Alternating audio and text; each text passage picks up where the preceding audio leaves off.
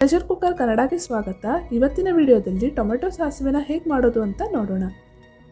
Tomato ಸಾಸಿವೆ ಮಾಡಲಿಕ್ಕೆ 3 ಟೊಮೆಟೊನ medium ಸೈಜ್ನ ಪೀಸಸಲ್ಲಿ cut ಮಾಡಿಟ್ಕೊಳ್ಬೇಕು. ಪ್ಯಾನ್ಗೆ 1 ಟೀ ಸ್ಪೂನ್ ತೆಂಗಿನೆಣ್ಣೆನ ಆ್ಯಡ್ ಮಾಡಿ 1/4 ಟೀ ಸ್ಪೂನ್ ಸಾಸಿವೆ, 2 ಹಸಿಮೆಣಸಿನಕಾಯಿನ ಸೇರಿಸಿ ಸಾಸಿವೆ ಸಿಡಿಯೋ ತನಕ ಇದನ್ನು ಫ್ರೈ ಮಾಡಿಕೊಳ್ಬೇಕು.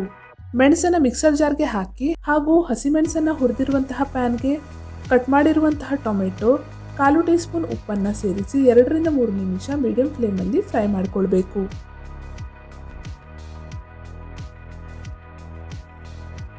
ನಂತರ ಇದನ್ನು ಮುಚ್ಚಿ ಟೊಮೆಟೊ ಮೆತ್ತಗಾಗುವವರೆಗೂ ಬೇಯಿಸ್ಕೊಳ್ಬೇಕು.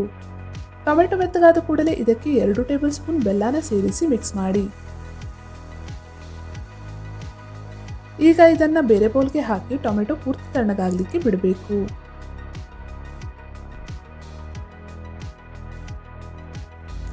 ಈಗ ಮಿಕ್ಸರ್ ಜಾರ್ಗೆ ಹಸಿಮೆಣಸು, ಅರ್ಧ ಕಪ್ ತೆಂಗಿನ ತುರಿ ಹಾಗೂ ನೀರನ್ನು ಸೇರಿಸಿ ಸ್ವಲ್ಪ ಗಟ್ಟಿಯಾದ ಹಾಗೂ ನುಣ್ಣಗಿನ ಮಸಾಲೆನ ರುಬ್ಕೊಳ್ಬೇಕು. ನಂತರ ಇದನ್ನು ತಣ್ಣಗಾದಂತಹ ಟೊಮೆಟೊಗೆ ಸೇರಿಸಿ ಮಿಕ್ಸ್ ಮಾಡಬೇಕು.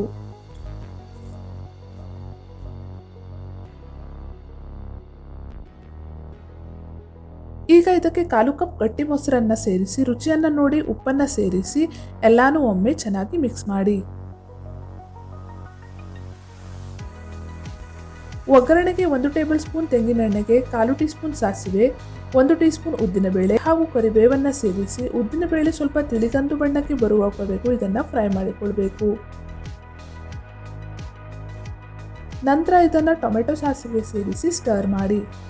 ಟೊಮೆಟೊ ಸಾಸಿವೆ ಈಗ ರೆಡಿಯಾಗಿದೆ.